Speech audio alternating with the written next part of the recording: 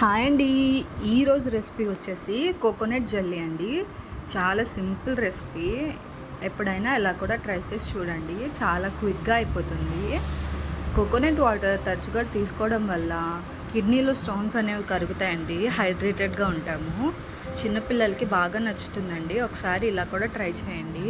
ఇలా కోకోనట్ పీసెస్ని చిన్న చిన్న పీసెస్గా ఇలా కట్ చేసుకోండి.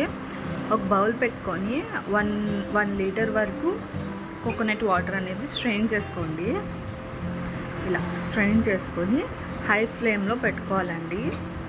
పెట్టుకొని ఒక 2 లమ్స్ చిన్న ముక్కలు 2 పటికి బెల్లం వేసుకోవాలండి.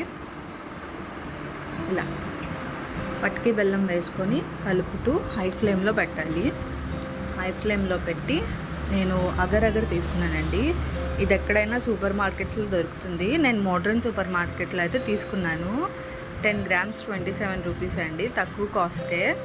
ఇలా హై ఫ్లేమ్లో పెట్టుకొని కలుపుతూ ఉండాలండి. లేకపోతే జల్లీ అది మొత్తం కిందకి వెళ్ళి అడుగంటుకుపోయి మాడిపోతుంది. మనం వేసుకున్న జల్లీ మొత్తం కరిగిపోవాలండి దాంట్లో. అలా మనం కలుపుకుంటూ ఉండాలి. ఇలా కలుపుతూ ఉండాలి. మొత్తం డిజాల్వ్ అయిపోయేలా కలుపుకోవాలండి.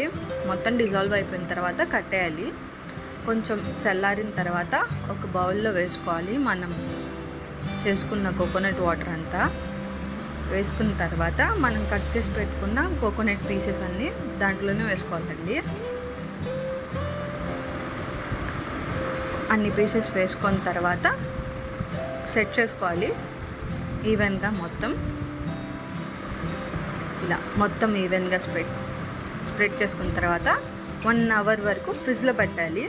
డీప్ ఫ్రిడ్జ్ అవసరం లేదండి. నార్మల్గా కింద పెట్టినా పర్వాలేదు. 1 అవర్ తర్వాత మన జెల్లీ రెడీ అయిపోతుంది. చూడండి ఎంత బాగా రెడీ అయిందో. చూడండి ఒకసారి ఎంత బాగా రెడీ అయింది. జెల్లీ టెక్స్చర్తో టేస్ట్ కూడా చాలా బాగుంటుందండి. హైడ్రేటింగ్ కూడా బాగుంటుంది.